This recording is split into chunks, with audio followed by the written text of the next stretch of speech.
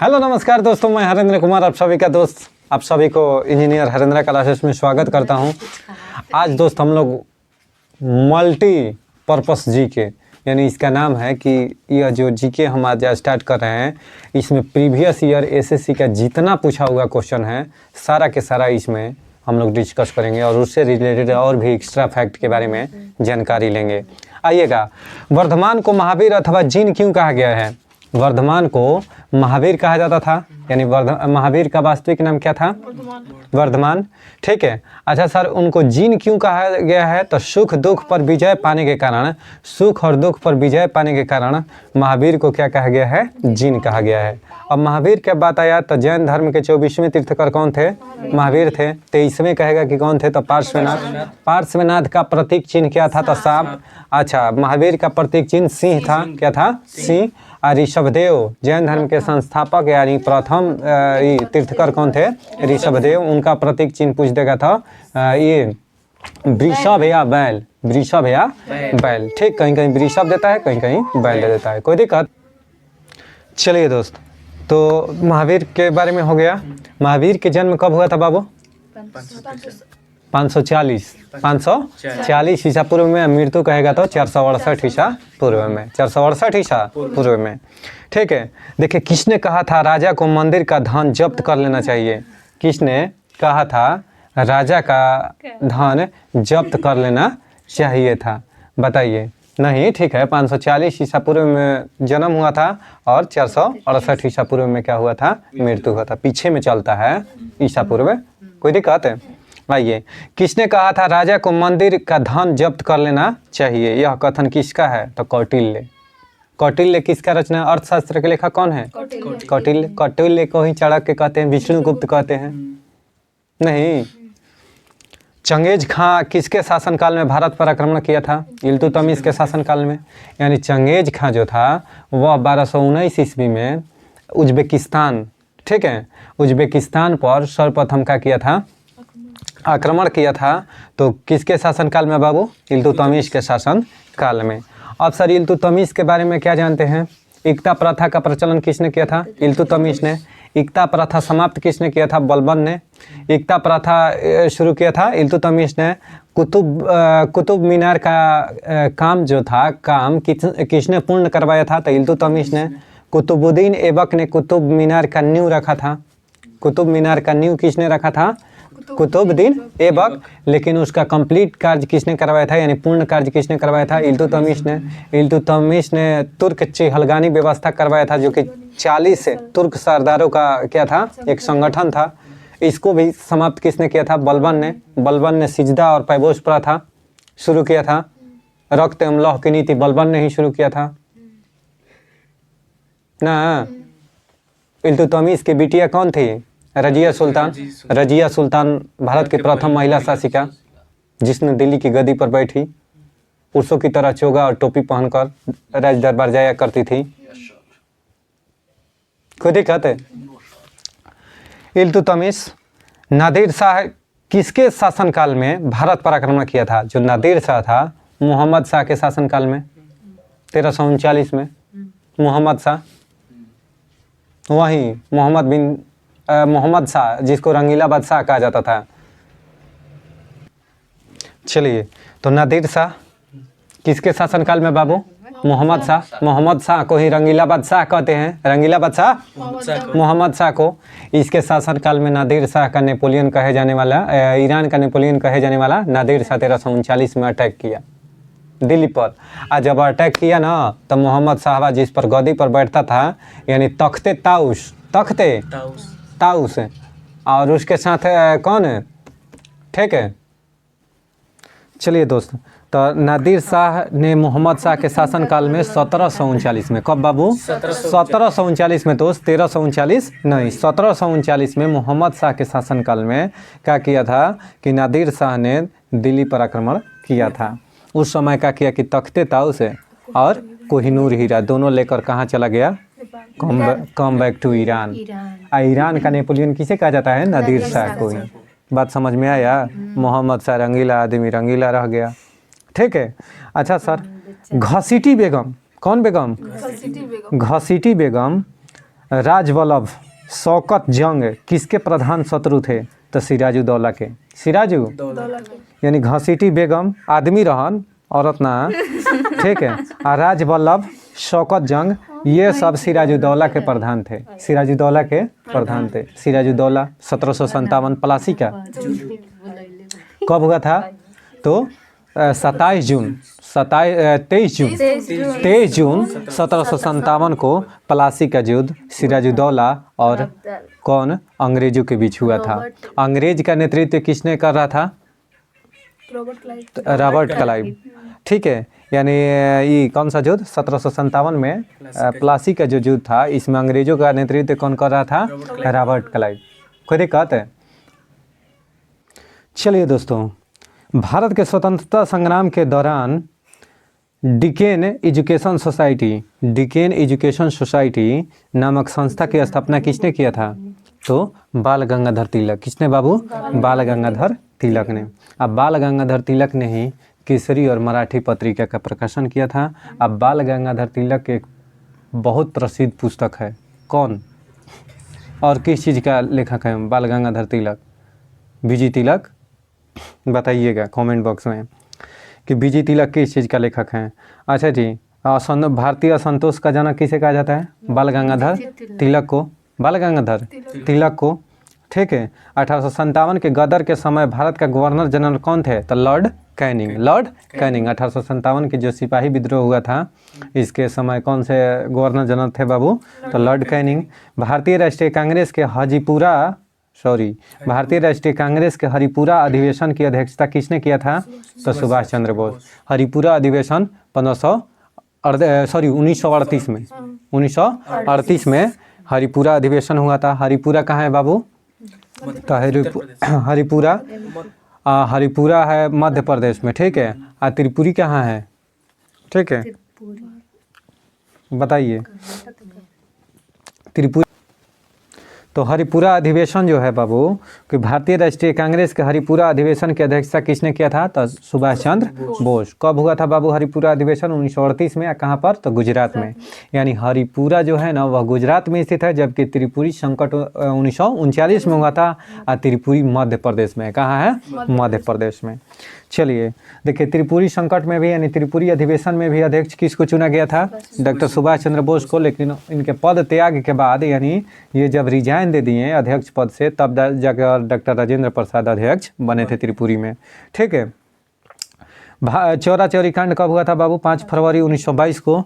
तब जाकर क्या हुआ था कि 11 फरवरी 1922 को असहयोग आंदोलन महात्मा गांधी वापस ले लिए थे। कब? 11 फरवरी 1922 को।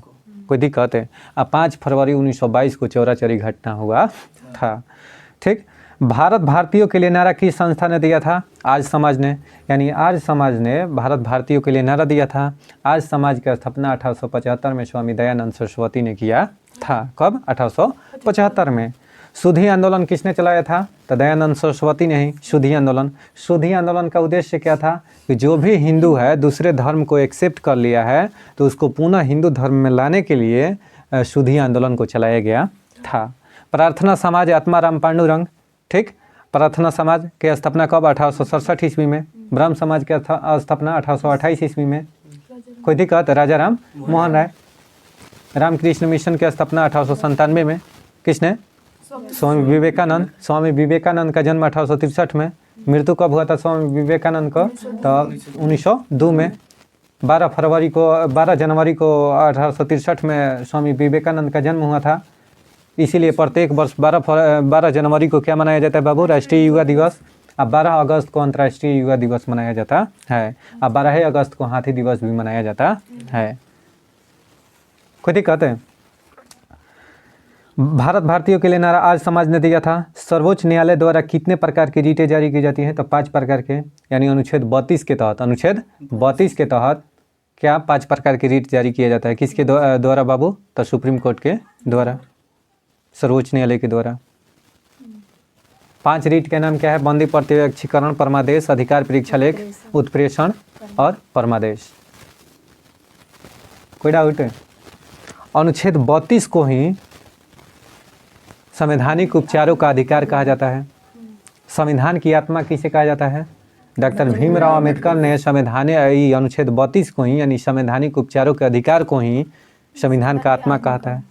संविधान की कुंजी कहेगा किसे कहा जाता है, तो प्रस्तावना को संविधान की कुंजी कहा जाता है। खुद ही कहते।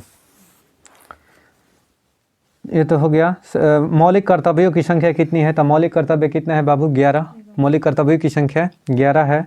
भारत के नियंत्रक एवं महालेखा परीक्षक की टिप्पणियों पर कार्रवाई करने का अंतिम उत्तरदायित्व किसका है, यानी नियंत्रक और महालेखा परीक्षक यानी कैग पर अंतिम उत्तरदायित्व किसका है, तो राष्ट्रपति का। कैग की नियुक्ति कौन करते हैं, राष्ट्रपति। कितने वर्ष के लिए, तो 6 वर्ष या 65 वर्ष, यानी कैग का कार्यकाल 6 वर्ष या 65 वर्ष की आयु तक। कैग का अगर पूछेगा कि comptroller attorney general of India, खुद ही कहते।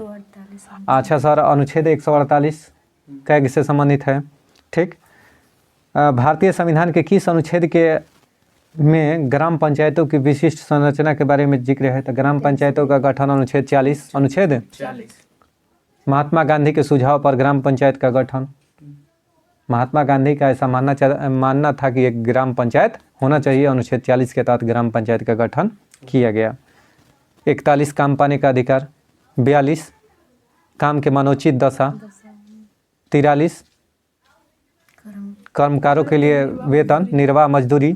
और 43 के क कह देगा ना, तो 43 के क में फैक्ट्रियों में काम करने वाले मजदूरों की सहभागिता। और 43 के ख में कह देगा तो सहकारिता, सहकारी समितियाँ, खुद ही कहते। चलिए 44 में कॉमन सिविल कोड। और कॉमन सिविल कोड लागू करने वाला भारत का पहला राज्य कौन है, गोवा। कौन है, गोवा।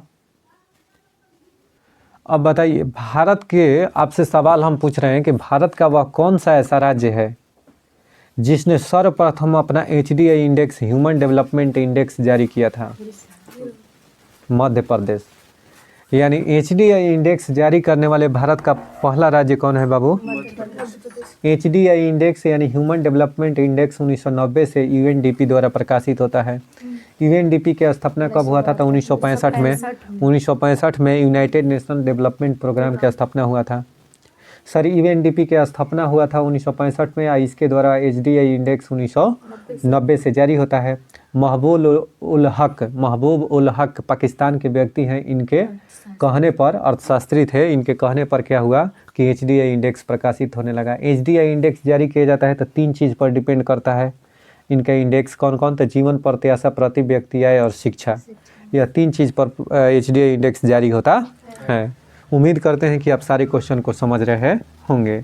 म्यांमार की सीमा से मिलने वाले भारतीय राज्य कौन है, तो म्यांमार के सीमा से भारत के राज्य कौन कौन बाबू, तो अरुणाचल प्रदेश, नागालैंड, मणिपुर, मिजोरम। 4 राज्य। अरुणाचल प्रदेश, नागालैंड, मणिपुर, मिजोरम। अरुणाचल प्रदेश का स्थापना 1987 में, नागालैंड का स्थापना 1 दिसंबर 1963 को, और मणिपुर का स्थापना 1972 में, और मिजोरम का 1987 में। मिजोरम का, गोवा का 1987 में।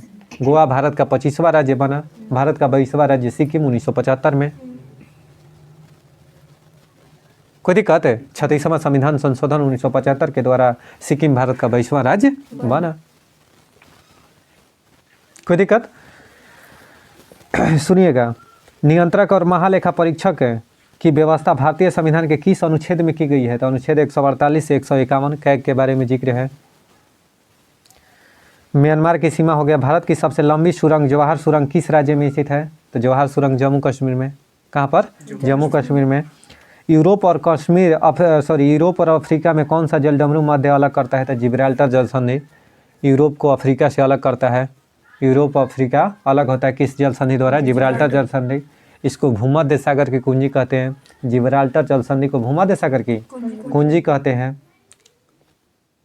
अगर कहेगा कि कौन कौन सा देश इससे अलग होता है, तो ये थी यूरोप का ले लीजिए, कौन सा देश, स्पेन। इसका ले लीजिए मोरक्को, अफ्रीका के मोरक्को। तो मोरक्को और स्पेन दोनों अलग होता है किसके, जिब्राल्टर जल संधि द्वारा।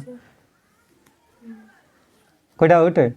भूमध्य सागर का सबसे बड़ा द्वीप कहेगा तो सिसिली द्वीप, और सिसिली द्वीप पर इटली का अधिकार है। इटली की राजधानी रोम, और रोम की मुद्रा कहेगा कि इटली की मुद्रा लीरा। कोई दिक्कत है। रोम जो है टाइबर नदी के किनारे स्थित है। विंध्याचल और सतपुड़ा पहाड़ियों के बीच से होकर बहने वाली नदी कौन है, तो नर्मदा नदी। यानी कह रहा है कि विंध्याचल और सतपुड़ा नदियों के बीच से होकर बहने वाली नदी कौन सी है? नर्मदा नदी। नर्मदा नदी की लंबाई 1312 किलोमीटर। 1300।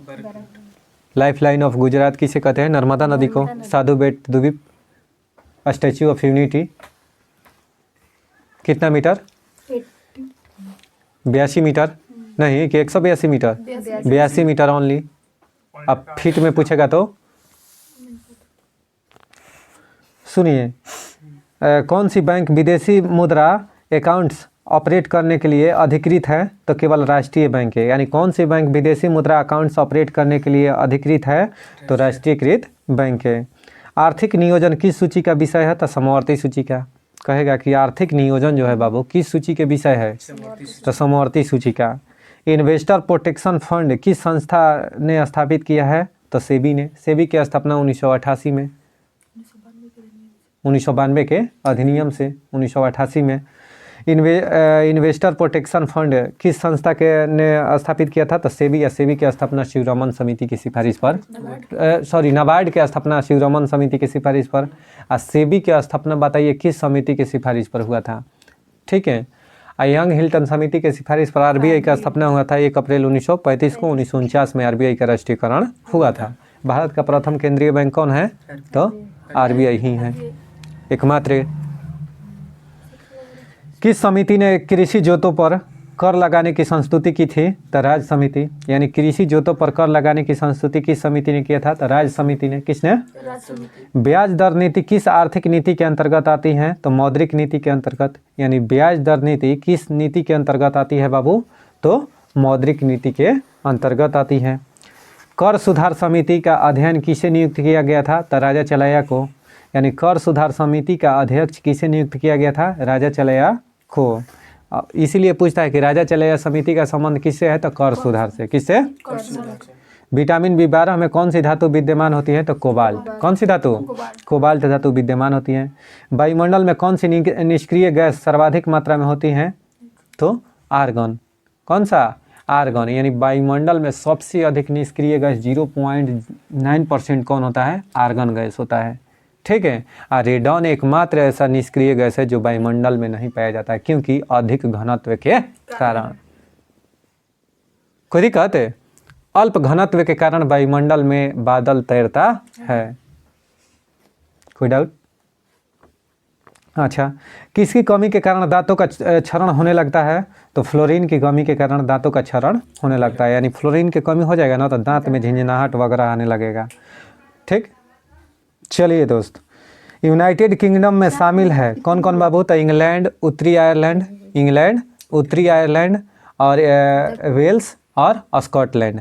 ये तीनों को मिलाकर यूके कहते हैं, यूनाइटेड किंगडम। चारों को, यानी इंग्लैंड, वेल्स, स्कॉटलैंड और उत्तरी आयरलैंड को अगर शामिल कर लेंगे तो ये सब क्या कहलाएगा?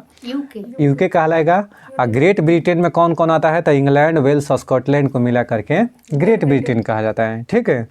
चिपको आंदोलन किस विषय से संबंधित है? तो वन संरक्षण से। 1970 में चिपको आंदोलन। सुंदरलाल बहुगुणा, सुंदरलाल 1972-73 कहीं देता है, कहीं 70, तो 1973 में, 1973 जनरली मानकर चलिए।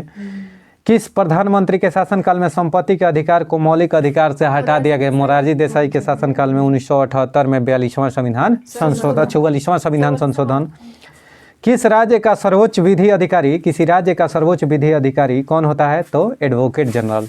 एडवोकेट जो जनरल है बाबू, वह किसी राज्य का हाईएस्ट ऑफिसर यानी लॉ ऑफिसर होता है, सर्वोच्च विधि अधिकारी होता है।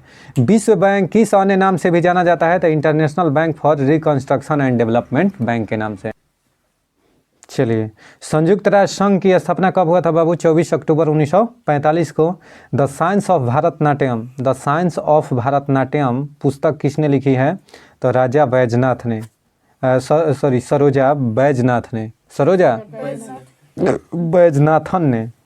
संयुक्त राष्ट्र संघ की महासभा के प्रथम महिला अध्यक्ष कौन थी? तो विजया लक्ष्मी पंडित। संयुक्त राष्ट्र महासभा की प्रथम महिला अध्यक्ष कौन थी? तो विजय लक्ष्मी पंडित। भारत की प्रथम बहुउद्देशीय परियोजना नदी पर बनाई गई थी, किस पर? तो दामोदर नदी पर, दामोदर नदी घाटी परियोजना 1948 में। इसकी स्थापना पंडित जवाहरलाल नेहरू ने किया था 1948 में, और इसको इसी समय इनको कहा था आधुनिक भारत का मंदिर। भारत के प्रथम स्थापित परमाणु संयंत्र कौन है? तो तारापुर परमाणु संयंत्र महाराष्ट्र में। कहाँ पर है? महाराष्ट्र में। एलोरा के प्रसिद्ध कैलाश मंदिर का निर्माण किसने करवाया था? तो राष्ट्रकूट शासक कृष्ण प्रथम ने। राष्ट्रकूट शासक कृष्ण प्रथम ने एलोरा के प्रसिद्ध कैलाश मंदिर का निर्माण करवाया था। ठीक है जी। एलोरा और एलिफेंटा की गुफाएं कहाँ हैं? महाराष्ट्र में। कुंडापुर एवं करवार कक्ष वनस्पति स्थान किस राज्य में स्थित है? तो कर्नाटक राज्य में। कुंडापुर और एवं करवार कक्ष वनस्पति स्थान किस राज्य में स्थित है? कर्नाटक राज्य में।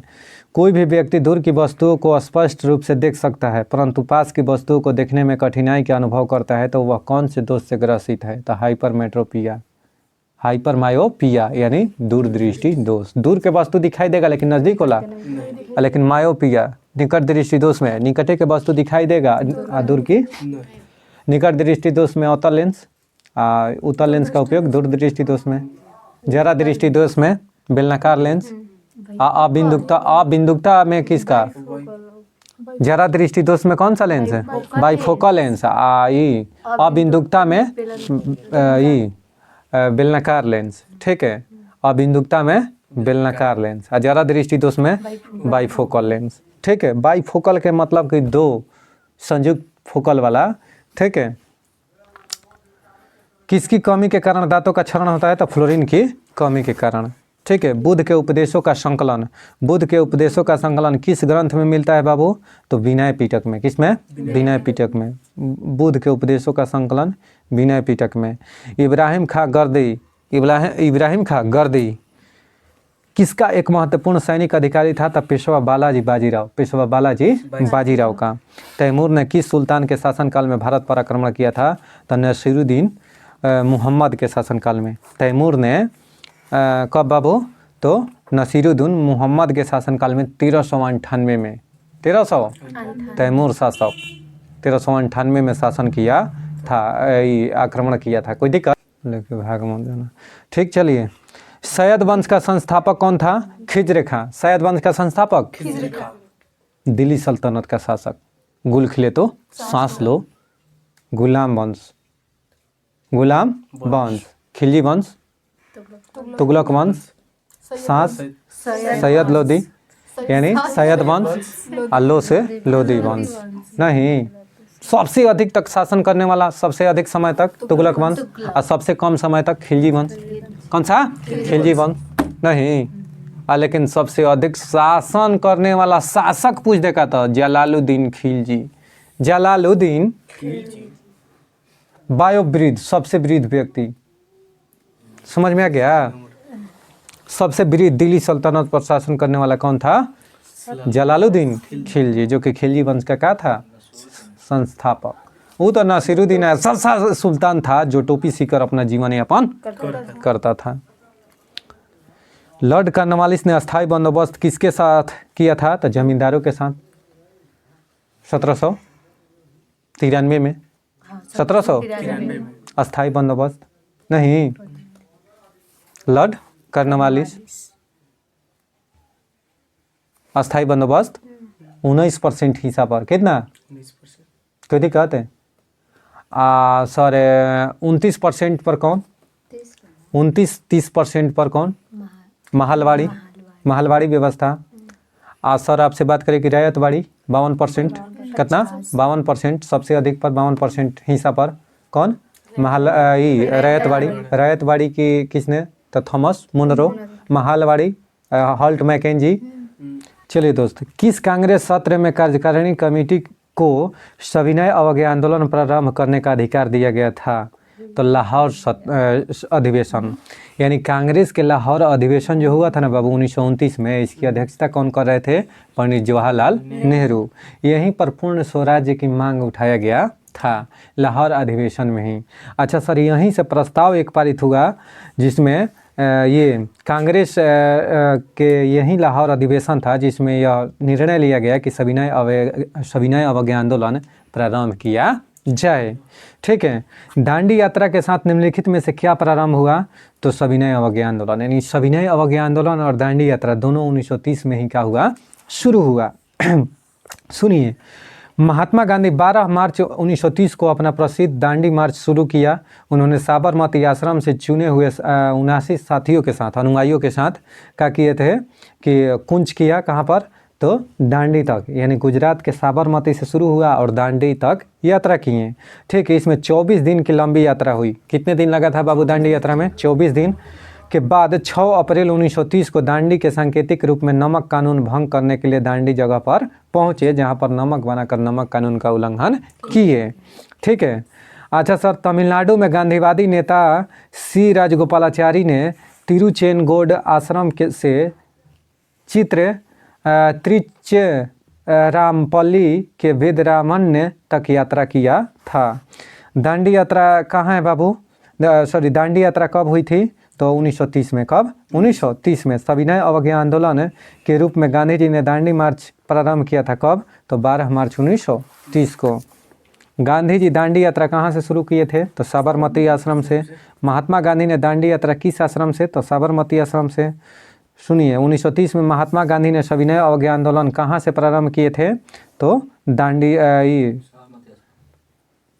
कहाँ सविनय अवज्ञा आंदोलन कहाँ से प्रारंभ किया था? तो सुनिएगा, उपयुक्त में से गलत है। ठीक है, साबरमती से चालू किया था। कहाँ से? साबरमती से, जो कि ऑप्शन गलती दिया है, इसका डी होगा। ठीक है, यहाँ पर लिख दिया है कि साबरमती माना है। ठीक, निम्नलिखित में प्रांतों में से किस प्रांत के सत्याग्रहियों की संख्या महात्मा गांधी के साथ कुछ में सर्वाधिक था? यानी जब दांडी यात्रा था ना, बताए हैं ना, तो बिहार के। कहाँ के बाबू? ओहो सेठ। निम्नलिखित में से किस प्रांत के सत्याग्रहियों की संख्या महात्मा गांधी के दांडी कूच में सर्वाधिक थी? तो इसमें दे रहा है गुजरात के। कहाँ के? गुजरात। हाँ, 12 मार्च 1930 को महात्मा गांधी ने दांडी में समुद्र तट पर नमक कानून का उल्लंघन कर सविनय अवज्ञा आंदोलन किया था। ठीक है, करने के उद्देश्य से अपने साबरमती आश्रम से चुने हुए साथियों का साथ सत्याग्रह के लिए कुछ किया। भारत सरकार ने संस्कृति मंत्रालय की वेबसाइट पर महात्मा गांधी को समर्पित गांधी हेरिटेज पोर्टल पर सभी सत्याग्रहियों की सूची नाम सहित उपलब्ध है। इस सूची के अनुसार राज्य एवं सत्याग्रहियों की संख्या निम्न अनुसार है। जहां 1 या 2 सत्याग्रही शामिल हुए हैं, उनके नाम भी हम उल्लिखित कर रहे हैं। वेबसाइट पर पूरे देखे जा सकते हैं। तो सुनिए, गुजरात से थे, गुजरात से इसमें 32 को, गुजरात से कितना थे बाबू? 32 थे। और जबकि इसमें बिहार से एक गिरिवरधारी थे। समझ में आ गया? बिहार से गिरिवरधारी थे। ये डाटा सही दे रहा है। यानी सत्याग्रही की संख्या महात्मा गांधी के दांडी कूच में सबसे अधिक कहाँ का था बाबू? तो गुजरात के 32 गो थे वहाँ के आदमी। गांधी जी के नमक सत्याग्रह का उद्देश्य, गांधी जी के नमक सत्याग्रह का उद्देश्य क्या था बाबू? तो नमक बनाकर नमक कानून का उल्लंघन करना। ठीक है, तो पूर्ण स्वराज्य के लिए सविनय अवज्ञा आंदोलन चलाना, आम लोगों के आर्थिक राहत आदि था। देखिए, गांधी जी द्वारा नमक सत्याग्रह का उद्देश्य था कि नमक कानून निर्माण पर सरकारी एकाधिकार वाले कानून को निरस्त करना। उस पर अंग्रेजों का केवल नमक बनाने पर ही एकाधिकार था, उस पर कोई भारतीय नहीं बनाता था। तो उसको नमक बनाकर नमक कानून का उल्लंघन करना, पहला चीज़। दूसरा, पूर्ण स्वराज्य के लिए सविनय अवज्ञा आंदोलन चलाना। सविनय अवज्ञा आंदोलन का उद्देश्य और भी था कि पूर्ण स्वराज्य को प्राप्ति करना, आम लोगों के आर्थिक राहत आदि देना। ठीक है, निम्नलिखित में से किसने गांधी जी के नमक आंदोलन में भाग लिया था? तो उपयुक्त में से सभी, यानी सरोजिनी नायडू भी महात्मा गांधी के साथ थी, राजकुमारी अमृता कौर भी थी, या कमला देवी चट्टोपाध्याय भी थी। महात्मा गांधी 12 मार्च 1930 को अपना प्रसिद्ध दांडी मार्च शुरू किया। ठीक है, ये तो बतेबे किए थे। निम्न में से किस आंदोलन में महिलाओं की भागीदारी सर्वाधिक मानी जाती है? तो नमक सत्याग्रह में। नमक सत्याग्रह में महिलाओं की भागीदारी सर्वाधिक मानी जाती है। महात्मा गांधी ने 1930 में सविनय अवज्ञा आंदोलन प्रारंभ किया था। कहाँ से? तो दांडी से। कहाँ से बाबू? दांडी से। दांडी यात्रा कितने दिन का हुआ था बताइए? 24 दिन का। कितने दिन का? लाल कुर्ती आंदोलन के नेता कौन थे? खान अब्दुल गफ्फार खां। 1929 में खुदाई खिदमतगार किसने प्रारंभ किया था? तो खान अब्दुल गफ्फार खां ने। ठीक है, खान अब्दुल गफ्फार खां ने। ठीक है, प्रभावती देवी किस क्षेत्र की स्वतंत्रता संग्रामी सेनानी थी प्रभावती देवी? तो पटना के, कहाँ के? पटना के। भागलपुर में नमक सत्याग्रह का नेतृत्व किसने किया था? तो महादेव लाल सराफ, महादेव लाल सराफ। चलिए दोस्तों, यहीं पर वीडियो को समाप्त करते हैं। उम्मीद करते हैं कि यह वीडियो आपको बहुत बढ़िया लगा होगा। यूं ही तरह से वीडियो को दुलार प्यार बरसाते रहिए। तो नीचे वीडियो में व्यूअर थोड़ा बढ़ाइए और शेयर और सब्सक्राइब मार दे के नहीं कीजिए और लाइक करके वीडियो को समाप्त करिए। बहुत बहुत धन्यवाद, बहुत बहुत शुक्रिया।